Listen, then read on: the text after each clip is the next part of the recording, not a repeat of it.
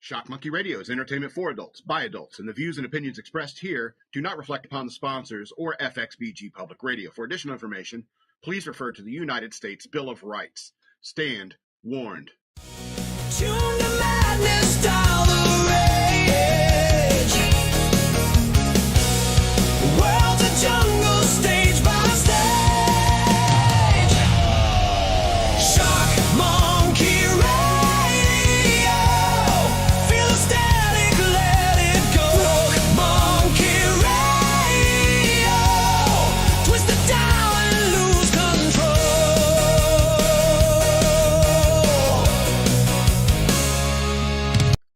My screen is frozen out here. All right. Hey! All right. We're good? All right.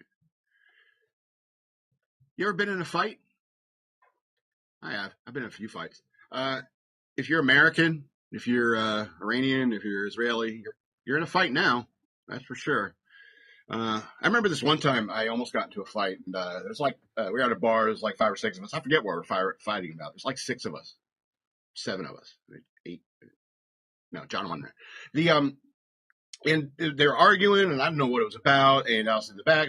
Me and my friend Charles, he was arguing with this guy, and then finally there was a shove, there was a left cross, and the next thing, the adrenaline hits, and we all kind of just swarmed at each other, except for one guy, one of their friends.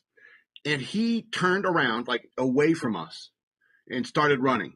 Unfortunately, there was a wall about 3 feet away from him. And he, boom, immediately knocked himself into the wall, knocked himself backwards into the midst of this fight that was about to break out. We all bust up laughing. This guy's bleeding from the forehead, probably has a concussion. And we all kind of stop our fight and help this poor guy who just ran into a wall. That was one of the most interesting fights I never got into. And sometimes I wish every fight could be like that. Could a fight even be like that on a global scale? I don't know. It reminded me of something that from Breaking Bad, the scene with Ted Beneke when Skyler threatens him and he freaks out and just runs and slips on the carpet and slides to the kitchen and really messes himself up. And it reminded me of that. That's something that the hero of Canton once said, Jayne Cobb. He says, there's people going to die. And with it comes all sorts of blood and guts and mayhem for crazy behavior from people who aren't used to it. All right, now these are my favorite ones. I start shooting, I run out, you hand me the next biggest one and so forth. You understand? That's a Jayne Cobb quote. It's just something I was thinking about. But we're in a fight. That's the way it is. Welcome to Shock Monkey Radio. I'm the Madman. I have a Patreon. Please go to patreon.com/shockmonkeyradio. Become a patron today. I'd very much appreciate it. Or you can send me money through Cash App. Use the hashtag shockmonkeyradio, all one word. You follow me on social media over there. Now, you're going to find out that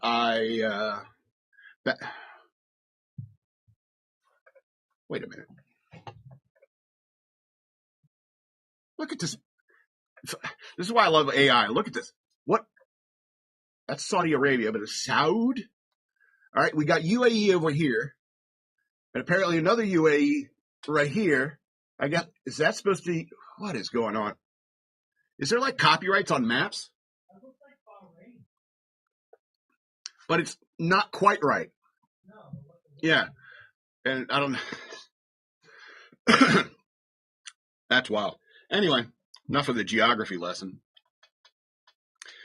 But you're probably going to find out that I'm backing this American action. There's a lot of conservatives now trying to jump off the Trump train. And I'm not on board with that. There's a lot of people saying that Israel dragged us into this. And it's like, we're going to be attacked no matter what. If Iran attacked, because we have bases in the region and stuff like that, we're targets. We're all targets. That's the point. And I understand with things like stuff that it still works. Things that like Matt Walsh is saying is like, we certainly have big problems here at home that we need to deal with. We have a giant socialist pig on our back. All right, we got a ton of like illegal immigrants running around our country scamming the crap out of us, and then a bunch of crazy liberals trying to attack anyone conservative, trying to kill anyone conservative, and you gotta clean up your own tent in many ways, and stuff's popping off in Mexico right now, and that could definitely spill over our border because of the trafficking, and so I mean. Matt Walsh definitely has a point, but I think we can do two things at one time because after all, it's like, we can't shoot a missile into Dearborn, Michigan. You can't do that. And unfortunately, what you can do is like, because Israel says, hey, we're striking now. We have an opportunity. And I don't know if you know anything about warfare, but opportunities are rare and sometimes you got to take them. And so, I'm on backing in this war, and I'll explain the defining reason why here in a moment. But the idea of everyone being scared, I know we're only like maybe 100 hours into this war, and I'm real sorry, everybody. It ain't over yet, but and sure, Trump should ask for a declaration of war, but that hasn't happened since World War II, and that's a very different situation where we were attacked first, and then he went and addressed Congress, say, do you want to declare war? And everyone was like, yeah, we just got attacked yesterday. So, I mean, it's kind of a different situation when you get an opportunity. Do I think Trump should have maybe come out the next day to Congress and ask them to declare war on Iran and give a list of reasons? You don't have to give a list of battle plans. You can give a list of reasons why this action is relevant and why you did what you did already and what you plan to do. Well, not necessarily what you plan to do, but just give plenty of reasons why. And because you don't want, they can pick up CNN in Iran. You know what I mean? They can watch C-SPAN in Iran. It's like, we got plenty of warning. They're coming. And that's the point of these opportunities. Anyway, so here's the final thing I want to put in this. Do you know what Arabian horses are? There's about just Arabian horses now. There's about 128 to 155,000 Arabian horses in Iran alone. So I'm pot committed. Whatever it takes to hopefully there'll be some collateral damage where horses get hit, and I'm all about that. Additionally, people talk about like, oh, you're going to get us into another Iraq. I'm sorry, you're going to get us into another Vietnam. It's like this bit, every time we get involved in anything, those things come up. Ever since Vietnam, and so like, oh, you don't want to get into this other quagmire, and it's like there's another forever war. And it's not so much that it's a forever war that we chose. You understand that this is a forever war that's been declared upon us ever since Islam came around, where they're like, hey, we're anyone other than us is an infidel. We deserve to kill them. Anything we want to do to them, we can, because they're just animals. Ever since Islam, people want to talk about the Crusades, why the Crusades happened. Well, a bunch of people trying to making a pilgrimage to Jerusalem. They wanted to walk in the streets the same as Jesus did, and they would get attacked and essayed by Muslims along the way. So the Crusades began, and so and the fact that it stopped is really irksome to me, because I can think of no more evil ideology on earth, more evil thing on earth than a Muslim horse. Wait, I'm confusing myself. The most dangerous ideology on earth is Islam. And so my only question about when it comes to victory, because I don't know if when you get into a fight, what you should be concerned with is victory. And so when it comes to victory in Iran, you can say, yeah, let's hope the people want to take over and, turn the society around. But Muslims live in Iran. So even if you knock out 5 layers of the leading class of people in Iran, you're still going to be dealing with Muslims. So is it going to be much better? Are we going to be committed here for how long? I don't think it's going to take too long. You'll see in the news stories. I'll get a little arrogant. Maybe it's because I served in the military and I was like, I don't know, I was standing there on the deck one day in the battle group, and I see a carrier there, destroyers. I felt invincible. I'm sorry. We are the most professional and the best military on earth, and I'm really not worried about it. And I don't think you should be either. Anyway, whatever takes out more horses. All right, I think I covered number 3. 2. Yeah, you got to strike first, strike to win. That's the point. I don't know if you've ever been in a fight. That's what you got to do. All right, let's lighten the subject a bit until we get into the news. Let's do the coin of the week. I'm kind of enjoying this. Do you guys enjoy this? I like it. I guess I could get better pictures and stuff like that. Anyway, so like I said, I've been collecting coins for a while, and what I love about AI is I can take a picture of these coins, and and I'm like, finally, I don't have to go to a library with it and look stuff up. Could you imagine, like, I don't know, like 10, 15 years ago, I'd have to take my little tin of weird coins, I'd take them down to the library and start looking up books that reference coins and stuff like that, start pouring through it. Now I just take a picture of it, shove it into AI, and boom, this is what pops out. All right, the coin of the week is a 1905 French Indo-China. One, forgive me for butchering any French. You got the other side too? Maybe put it over. I don't know. Anyway. Piastre de commerce. Yep, that's right there in the middle. Forgive me for butchering the French language, but you guys kind of butcher it too, so what does it matter? It's a silver coin issued by France for use in its colony of French Indo-China, which is modern-day Vietnam, Laos, and Cambodia. The obverse side, the side with the seated figure. Oh, I see. You're trying to get the resolution better. Excellent. Thank you, man. Shows an allegorical representation of the French Republic, often described as Marianne or Liberty, seated facing left, holding a fasces, which is a bundle of rods symbolizing authority. I think it's pronounced something else in English. Bundle of rods. Represents, leading on a rudder anchor. Yep. Representing navigation, stability, and commerce. She has a radiant crown. Sun rays around her head with the inscription République Française. Around the top, date 1905.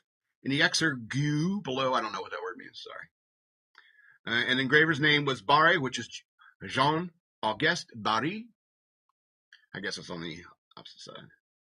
So, yeah. And the A mark, I guess that's on the opposite side, is let you know it's from the Paris Mint. Okay. Let's talk about the key specs. It's 90% silver, 10% copper. I forgot I had it on me. Where'd I put it? Oh, I hear it jinking. Yeah, 90% silver. So it's 0.900 fine. It's a big sucker, ain't it? All right, weight, 27 grams. You hear that? It's heavy. EK held it earlier. He's like, damn, that's heavy. Well, it's silver. Mostly silver. It's 39 millimeters in diameter.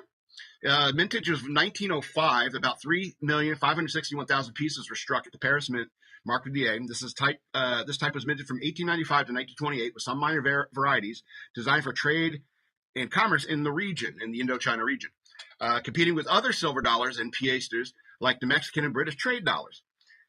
It's a classical colonial area trade coin with examples decent condition have often have collectible value as well as well above their silver melt. Maybe I should read that again. And examples in decent condition often have been collectible well above their silver melt, which is around $20 to $25 melt value today, depending on spot silver. But numismatic price ranges, which means I think as is, can range from 50 to 200 plus, depending upon grade and condition. So that's pretty cool, huh? And what melt value means is that if you melt this silver down, you'd have probably about $20 to $25 worth of silver.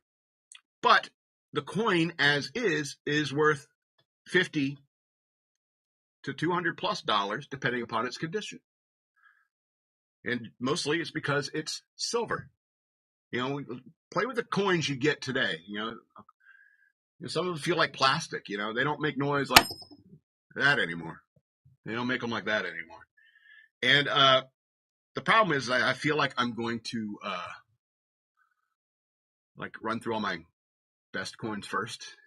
And then it'll be like months of just, here's a pound, here's a Canadian coin. We could stop. and maybe switch it to Bill of the Month because I got bills too that I want to talk about. There's also something else going on. I don't know if I should jinx it but it hasn't been. I carry one of these every week because of every Friday. I put $20 into the scratcher tickets. And I scratch it with my lucky coin, and I carry the coin for a week to charge it with luck because I'm OCD in that way. Unfortunately, the last 2 coins I didn't win. I've been carrying that since last Wednesday, and I didn't win the scratchers. And the same with the rupee piece. Didn't win anything with that. So I don't know. Place your bets on when I'm going to win with one of my lucky coins. You'll see after the fact, and then you'll be like, I want one of those coins. Anyway, fun stuff. I know I'm a nerd. Did I lose you? You still there? Okay. Let's go on and talk about my puppy. I did some research into his Pokemon Go Pokédex information.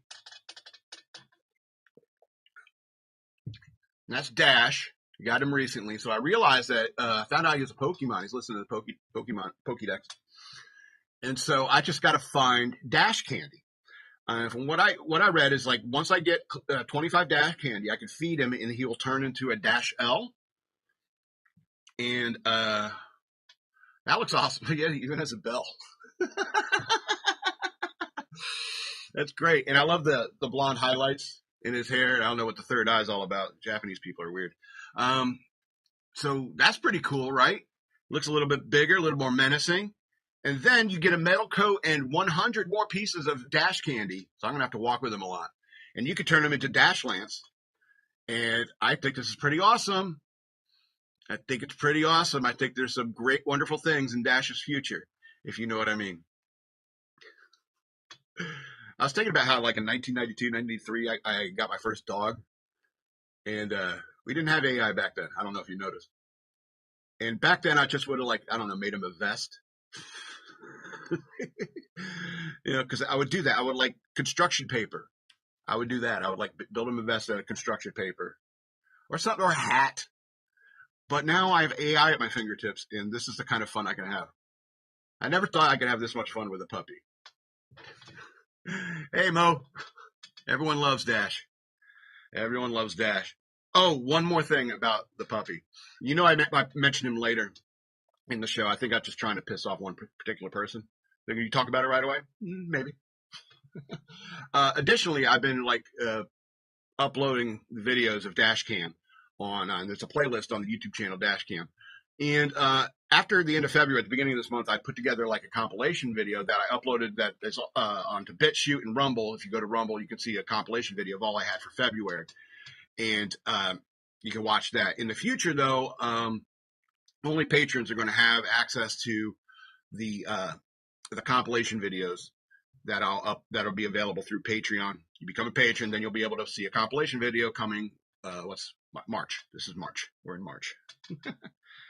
All right, let's do a movie review and let's get serious in the news for a bit. So I watched Useless Humans, and boy, are they ever. They are useless humans. And then it makes you wonder, should I back a warp? Humans are pretty useless. Anyway, but Useless Humans, a 2020 movie. It's a B movie. It's supposed to be a horror, I guess, but it's just with the props and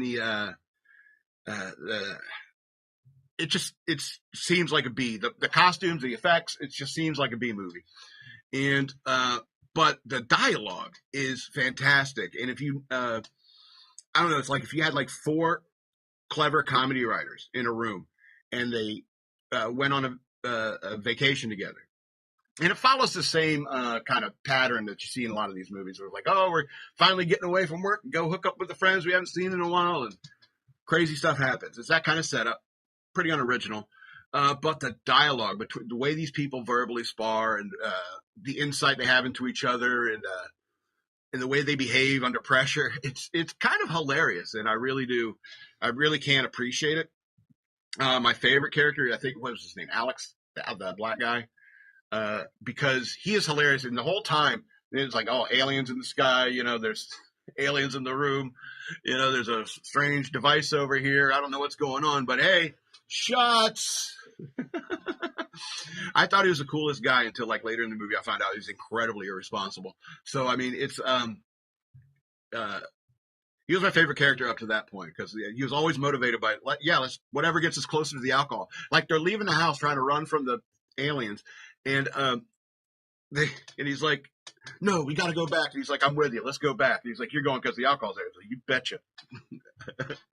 He's that kind of guy who's like, the world could be ending for all I care, but I want to get hammered while it happens. You know, kind of what's like the beginning of a Hitchhiker's Guide to the Galaxy. Because that just starts hammering pints. Anyway. Useless Humans is a 2020 movie. It's not that great, but the dialogue is just fish kiss. It's fantastic. And it's like I said, if you had a bunch of writers in a room talking, like bickering the way people can like bicker and so forth. I don't want to ruin it. Like I feel like if I reference it in any way, it's going to ruin at least one joke. And it doesn't have a whole lot of stars to begin with because of how B it is. So 6 of 13 stars. Dialogue is great. Props and effects, not so much. I wouldn't say don't watch it because, I mean, if you're the kind of guy who, even if it's a crappy movie and the dialogue is great, you will enjoy it. Anyway, and it's more comedy than horror in it. It was weird because it was listed under horror. Anyway, let's get into the news worth knowing.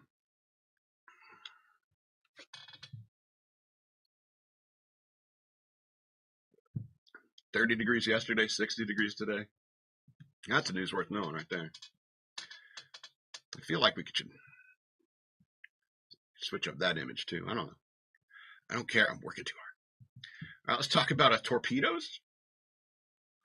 So U.S. submarine sinks Iranian warship by torpedo in a first since World War II. Pete Hegseth and General Dan Kane briefed reporters on a Navy attack that sent Iranian vessel to the bottom of the sea. A U.S. submarine sank a prized Iranian warship by torpedo, the first such sinking of an enemy ship since World War II, Secretary of War Pete Hegseth said Wednesday morning. He joined the chairman of the Joint Chiefs of Staff, General Dan Kane, at the Pentagon to provide an update to reporters on Operation Epic Fury in Iran. Quote, an American submarine sunk in an Iranian warship that was thought to be safe in international waters, Hegseth said. Instead, it was sunk by a torpedo. Quiet death. The first sinking of an enemy ship by a torpedo since World War II. Like in that war, back when we were still the War Department, we were fighting to win. So that was the conversation they had. Last time that happened, we were actually still called the War Department. Anyway. Kane said the Iranian vessel was effectively neutralized in a Navy fast attack using a single Mark 28 torpedo. He added that the U.S. Navy achieved an immediate effect, sending the warship to the bottom of the sea. They probably cracked its hull, right? Cracked its keel. Iranian warship was later identified as IRIS Dena, a frigate which was sunk in the Indian Ocean. In a separate incident, Hegseth said the U.S. Navy sank another Iranian warship, the Soleimani, flagship named for Qasem Soleimani, an Iranian military officer who served in the Islamic Republic Revolutionary Guard Corps, who the U.S. killed in January 2020 drone strike during President Donald Trump's first term. The Iranian Navy rests at the bottom of the Persian Gulf, combat ineffective, decimated, destroyed, defeated. Pick your adjective.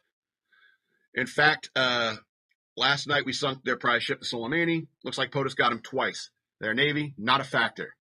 Pick your adjective. There is no more. Matter of fact, ain't he? The officials later said that Soleimani, a Corvette-class missile ship, was sunk in the Strait of Hormuz near Iranian shores.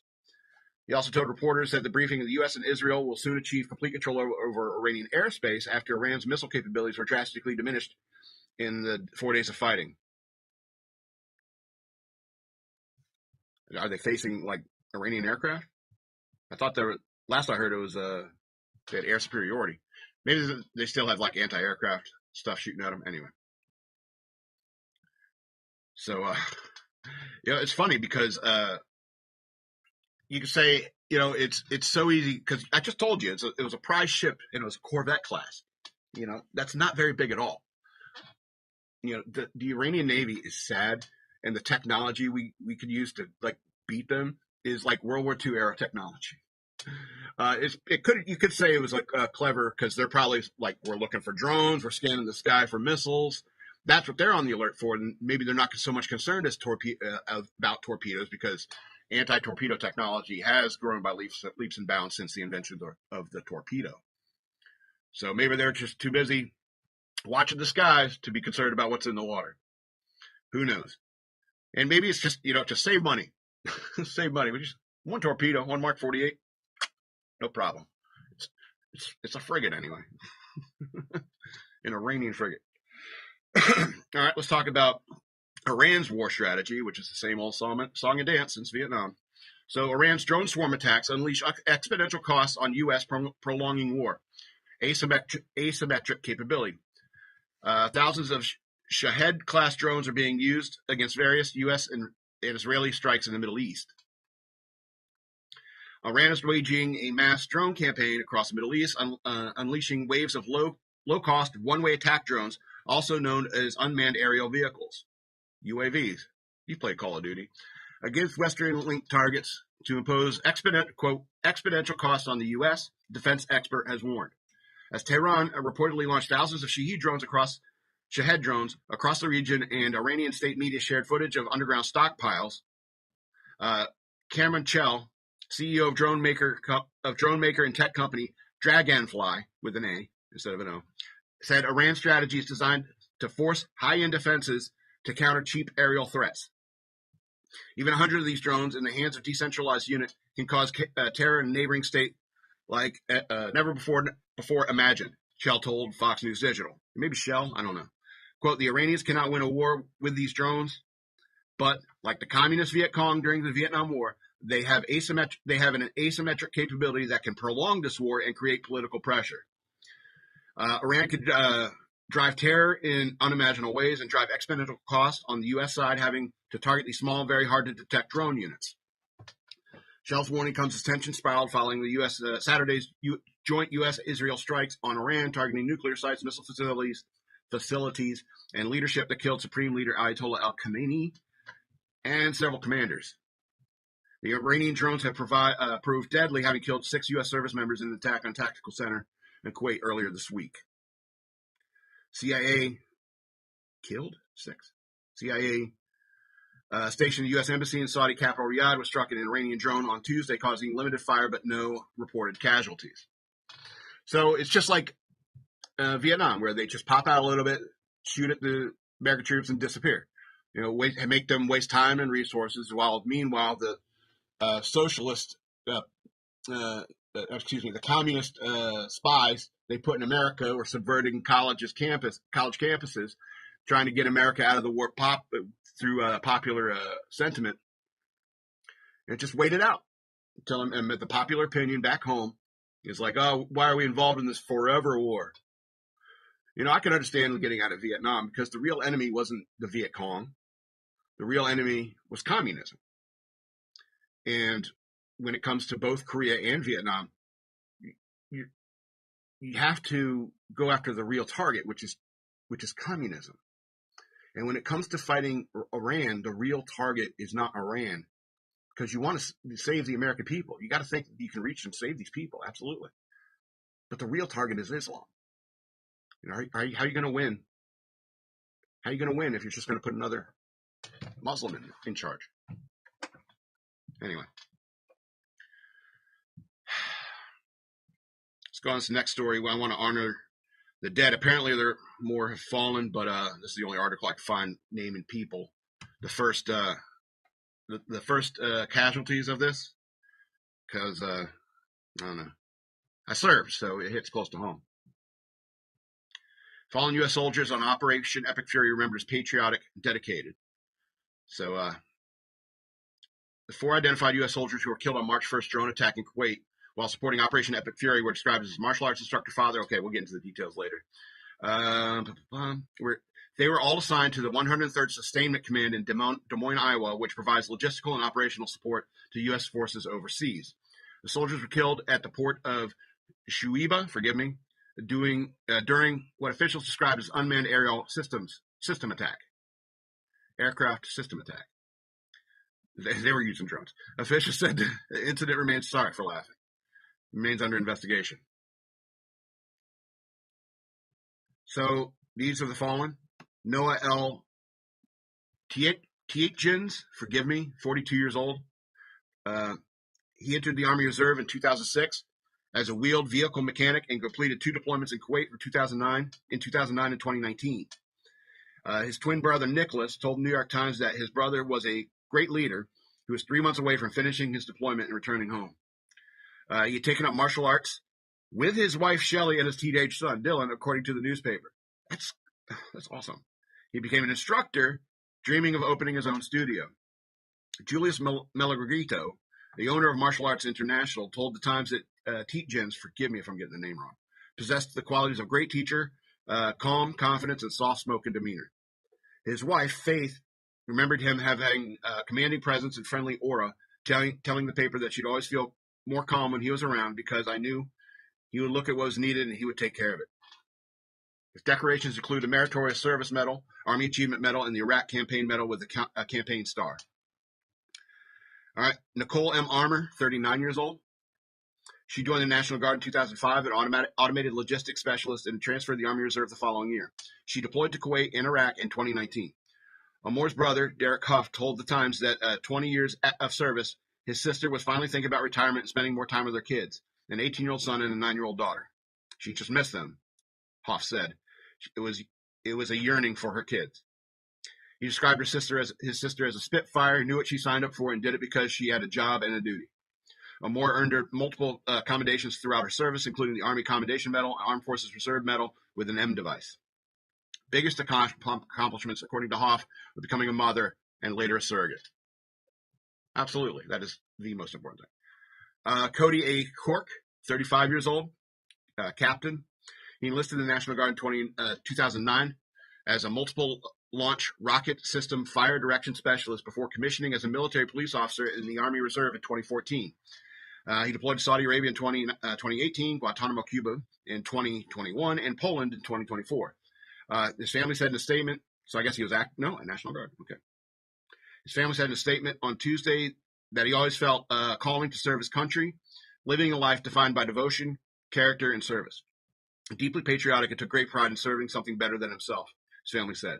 He lived with purpose, loved deeply, and served honorably. His legacy will endure in the lives he touched, an example he set, and the love of his country and family that defined him. Cork had a passion for history, earned a degree in political science, and becoming a leader in the ROTC program at Florida Southern College, according to his family.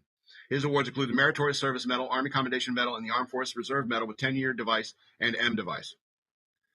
Sergeant Declan J. Code, 20 years old. The age I joined the military. Youngest of 4 identified soldiers.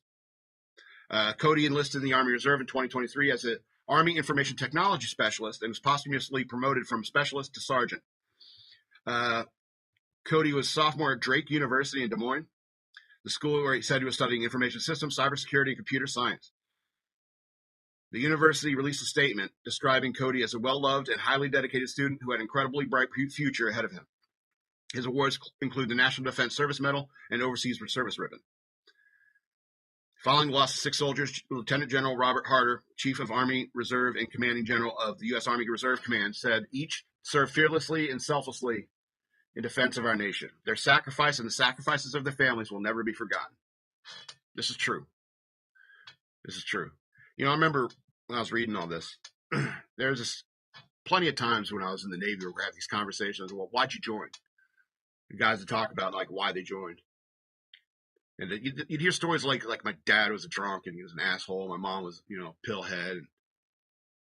And I got in trouble with the law a few times, and and finally this cop was talking to me. He's like, "You didn't grow up with with any order, anything to believe in, anything to fight for." And then someone pointed me to the military. Said, and then get to discipline your own life so that you don't become a drunk. Well, I don't know why you joined the Navy now. But so you don't become a drunk, so you don't become who your dad was, who your mom was. So you can put discipline and order in your life. And at the same time, you're serving your country. Everyone wants to be a hero in your country. Well, I guess not. I mean, very few people actually join the military. But I remember looking around at one point. It's like, there's a lot of us, a lot of really good-hearted people. Yeah, we're flawed. Yeah, we're flawed, but we all want to serve our nation. We feel like we owe something to this nation, that the most wonderful nation on earth. You want to be the best soldier you could possibly be, or a sailor, Marine, whatever. And these people, like in the National Guard, and people are in the reserves, still putting themselves in harm's way. Why? Because they felt that job means something. They felt that. I feel it. May they rest in peace. Bravo Zulu. Fighting. It's a good fight. All right. You want something different before we get into something funnier? Cheer it up a little. Oh, thirsty today. It was really dry yesterday because it was 30 degrees. All right. What are the Democrats up to in Texas? Rising star Tallarico topples progressive firebrand Crockett in high-stakes Texas state Democratic primary. The 36-year-old state lawmaker will try to become the first Democrat in nearly 4 decades to win a Texas Senate race. So Austin, Texas, Jayne Tallarico, Democratic state lawmaker from Texas with a surging national profile, defeated Representative Jasmine Crockett, a nationally known politician, progressive firebrand, and vocal critic and foil of President Donald Trump, to win the Democratic Senate primary in Texas, according to the Associated Press. Tallarico, 36, will now try to become the first Democrat in nearly 4 decades to win a Senate election in Texas, as he faces off against the winner of a bruising Republican primary runoff between longtime incumbent John Cornyn and Texas Attorney General Ken Paxton. This year's Senate showdown in Texas is one of the handful across the country that can determine if Republicans hold their majority in chamber in the midterm elections. The GOP currently controls the chamber 53 to 47. Quote, tonight, our campaign is shocking the nation. We are still waiting for an official call, but we are confident in this movement we've built together. Every vote must be counted. Every voice must be heard, Tallarico told supporters in a not-quite-victory speech late Tuesday night at his primary event in Austin, Texas, the most liberal town in the state of Texas. The Associated Press, a couple hours later, early on Wednesday morning, called the race for Tallarico. In a statement Wednesday morning, Crockett conceded it, and she said she called Tallarico to congratulate him on his victory. Texas is primed to turn blue, and we must remain united because this is bigger than any one person, Crockett urged. Hours later, Crockett pointed to a legal dispute over extending voting hours in Dallas. Her home base told supporters not to expect final results on primary night. Voting issues in Dallas and Tallarico's home base of Williamson County in north of Austin led to confusion and voters being turned away from polling locations. We don't have any of the results because there's a lot of confusion today, Crockett told her supporters gathered at an election watch party in Dallas. I won't be back tonight because I have no idea when we're going to get the results. I fully anticipate it won't be until tomorrow. I don't know why you stay up and wait for that. That's got to be nerve-wracking, right? Crockett blamed Republicans and charged that people have been disenfranchised. Unfortunately, this is what Republicans like to do, and so they specifically targeted Dallas County, and I think we know why. Anyway. So, is anyone surprised? I mean, this woman is, I don't know, it's epically dumb. I mean, it's easy to make fun of, like, AOC, but AOC's a little smarter. Like, a little smarter than her. You know? And even the Democrats are like, you're dumb. All right, let's get to 2 happier stories, and then let's get out of here. I'm bummed out.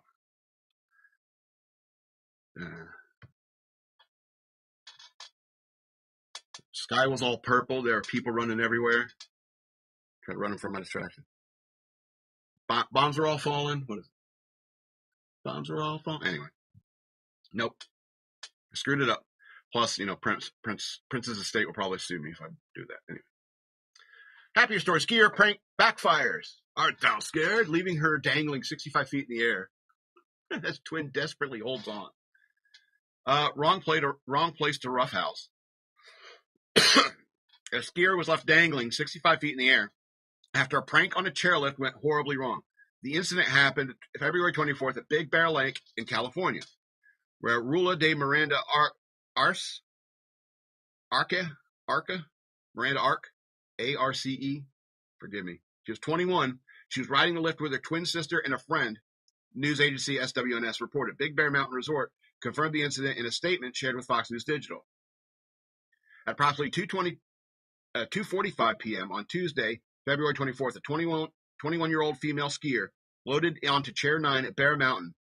At some point during her ride to the top, she failed to maintain proper safety protocols and became suspended from the carrier, the resort said in its statement.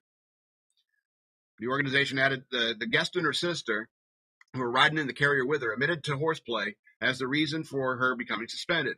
As soon as staff became aware of the situation, they took action to stop the carrier and unload everyone as soon as it reached the upper terminal. Officials said the skier was evacuated by ski patrol as precaution, but did not sustain any significant injuries. In an attempt to jokingly scare her sister, Dame Miranda Arce slid down from the moving chair, planning to hang briefly before pulling herself back up. Oof. The weight of her skis, however, made it possible for her to lift herself back up out of the seat, having to suspended as a chair continued uphill. See, this is why I'm glad I've never been able to do a pull-up. Because I would never think, I could do a pull-up, and then, I have these real heavy boots on.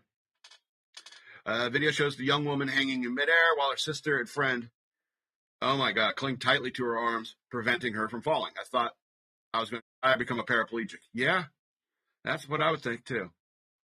The young woman said she began screaming as the strain of her arms intensified. I was screaming at one point, just let me go, because I felt my arms were going to break.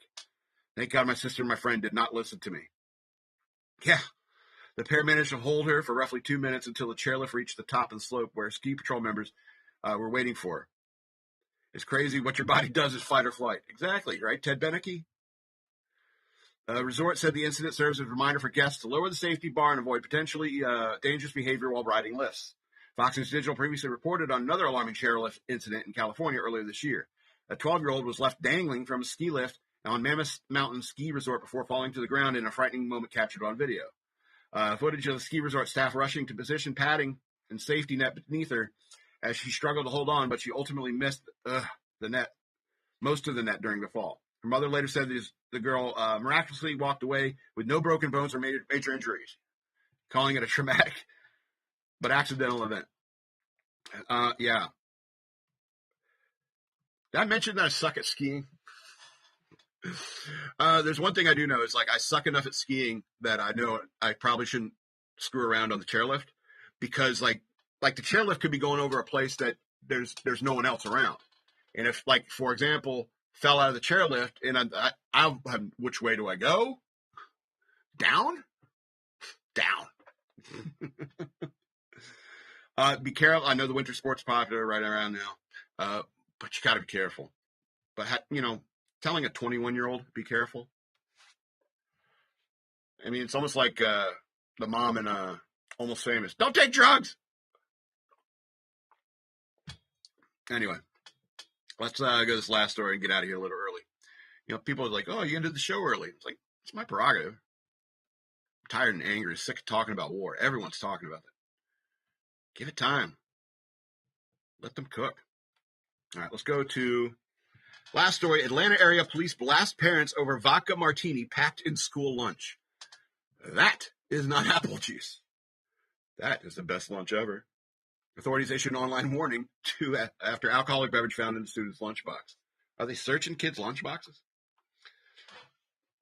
It's Atlanta, so probably, yeah. An Atlanta area police department issued a blunt notice to parents after officers claimed a child brought a vodka-based beverage to school, tucked beside Doritos in a packed lunch. Alexandra Koch. All right, familiar writing.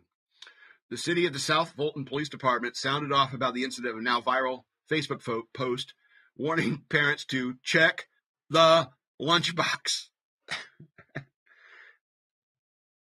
All right, this is what the department wrote. The police department in Atlanta wrote. Say twin, before you send them babies off to school, check the lunchbox. Because why are we getting reports of juice boxes sitting next to Cutwater margaritas? The department wrote. Is that your social media director? Is that who you get for social media director? Anyway. Officials also shared a photo of the alleged lunchbox containing what appears to be a child's lunch, Doritos, and a Cutwater lemon drop martini. The post went on to say, that is not Capri Sun, that is not apple juice, that is a whole parent had a long night starter pack, the department wrote. Now little Johnny Dunn pulled up to third period talking about who want fruit snacks. Ugh. Knowing good and well he got a lemon drop martini in the zipper pocket. Cutwater lemon drop martinis, as found in the lunchbox, are 11% alcohol volume, ready to drink cocktails made with vodka, triple sec, lemon juice, and natural flavors. Like I said, the whole lunch table's having a good time. They come in 12-ounce cans, which appears similar in appearance to soda cans. The department said it understands mornings can be hectic, but issued a stern notice that parents to tighten up. Your child shouldn't be the only one in the cafeteria with a beverage that requires an ID. What? Your child shouldn't be the only one in the cafeteria with a beverage that requires an ID. Your child shouldn't be the only one in the cafeteria with a beverage that requires an ID. Why don't they all have beers? That's what it sounds like you're saying. Authorities wrote. If it says 12 ABV, it does not belong next to a PB&J. That's pretty clever.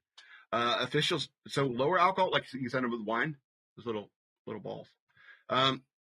Officials also provided a quick parent checklist, including homework, lunch packed, and alcoholic beverages. Check the lunch for alcoholic beverages. Because also, you could be like, I'll make up the sandwich, go grab some chips you want and a drink from the fridge. And maybe the kid grabs it, puts it in there, and then just so you don't pay attention. I mean, that's a possibility, obviously, as well. The kid doesn't know. Maybe they do know. Who knows? She won't notice. She's ripped too. It's unclear if any parents or students were disciplined in relation to this mix-up. Fulton County Schools, really, right now you're doing this, huh? Fulton County Schools, something got to pop up. Fulton County Schools did not immediately respond to Fox News Digital for requests for comment. The city of South Fulton, Georgia, is a rapidly growing municipality located about 20 minutes from Atlanta and Hartsfield-Jackson International Airport. So that's the way the police department communicates with the people of its community. Say twin before you send them babies off to school. Check the lunchbox. Now little Johnny Dunn pulled up to third period talking about who want fruit snacks. That's two verb tense problems, one sentence. This is how you present yourself to the community. I know where you are. I know Fulton County. I've been there. All right. But professionalism matters. And you know what else matters is like making sure that like alcohol looks different than non-alcoholic beverages. And like the amber beer bottles. I always like that because it's like, that's beer. I always like that. It's like, and you only find amber beer bottle, beer in amber beer bottles. And so that's how you know that's alcohol. It's not what I should be taking to school.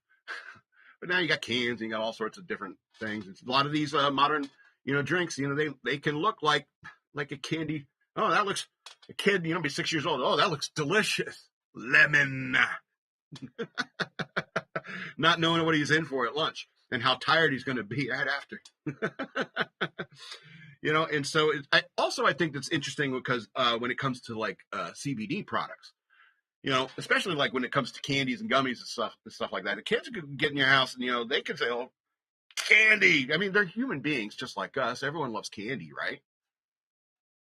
I mean, someone's walking around with you got gummy bears there? Can I have a gummy bear? It's like, oh, these are THC. Well, can I have more than one? So I think that's a problem. Is like that it's confusing, or maybe it's not confusing. It's Fulton County after all. Anyway, this is going to be the end of the show. Sorry, it's so early. And remind you again, I have a Patreon. Go to patreon.com/shockmonkeyradio. Become a patron today. Oh, one more thing. People might say it's like, oh, you're being awful flippant about war and nonchalant. And, it's like I always say, it's like you got to laugh to keep from crying. And, nobody really likes war. Nobody really wants it. But sometimes I think it's necessary.